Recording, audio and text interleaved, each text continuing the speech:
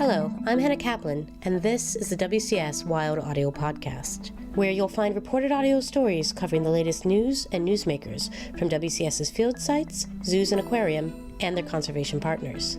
We've got a great show today, so let's get to it.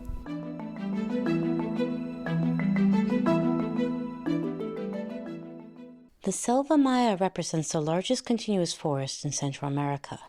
Encompassing parts of Mexico, Belize, and Guatemala, it includes Guatemala's Maya Biosphere Reserve, where a government campaign to target illegal ranching is reversing years of destructive deforestation.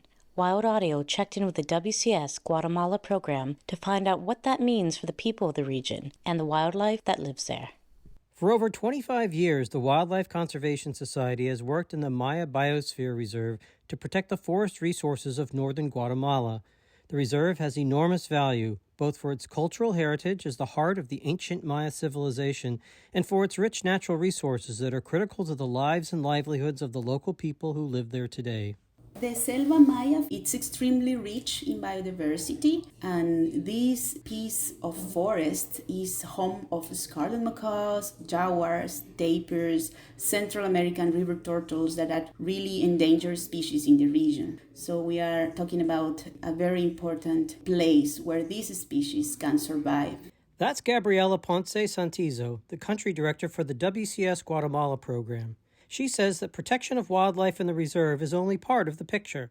The Mayan ruins give local communities the sense that they're living in a place deeply rooted in cultural heritage, but the forests are also essential to their well-being. The region is not only an important hotspot for biodiversity, but also has a very important economic and cultural importance. Our focus is on conservation of biodiversity and wild places, taking into account the rural and local communities that live in these forests. Those communities and the forest landscape they manage and protect came under assault 2 decades ago as criminal groups entered the area and displaced local residents in an illegal land grab. Illegal ranching is often connected to criminal organizations and is responsible for more than 90% of the deforestation in the Maya Biosphere Reserve. Criminal organizations come and they take land by illegal ranching and invade these areas and evict the local people and then destroy the forest and establish livestock farms and cattle ranching. Local communities identified areas that had been cleared for farming by deforestation and fire, and government authorities responded by prosecuting the illegal ranchers and evicting them from the land a decade ago. Gabriela describes that as a dark period. It was dangerous, especially for the local people neighboring these illegal ranchers. There were some community leaders that were threatened, and one of them was killed. So it was very difficult, but the authorities took control and did what they needed to do to restore the governability in the area. Thanks to recovery efforts since then, the forest is coming back, and wildlife along with it.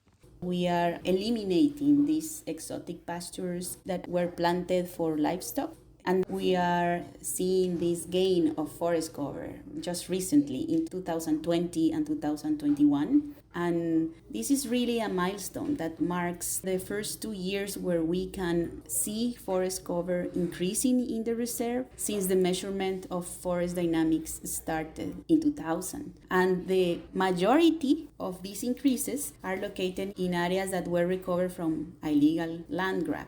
And we are seeing now the returning of species such as white deer, tapirs, jaguars through camera trap efforts in the area. Since the Guatemala government cracked down on the illegal ranches, its National Council for Protected Areas, or CONAP, has supported the creation of forest concessions for the local communities that live in the Maya Biosphere Reserve. The concessions in the reserve's multiple-use zone are managed by local people with support from the Park Service and other non-governmental partners. It gives the tools and framework to local people to manage their forests. The communities can sell products and have an income and benefits from it. They have partners that work with them, strengthening their capacities to conduct these green enterprises. This is globally recognized as a successful community model that promotes the conservation and sustainable use of biodiversity. Gabriela takes joy in the return of jaguars, tapirs, and the pig-like peccaries to WCS's camera traps. She grew up with parents who worried about the fate of parrots lost to the illegal pet trade before she studied spider monkeys, howler monkeys, and dung beetles for her undergraduate thesis. Her own kids share her appreciation for wildlife, and they're not alone.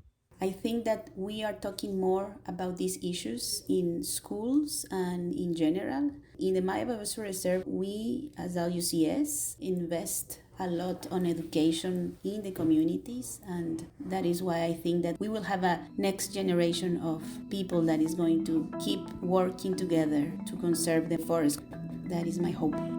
For WCS Wild Audio, this is Nat Moss. The WCS Wild Audio Podcast is a production of the Wildlife Conservation Society.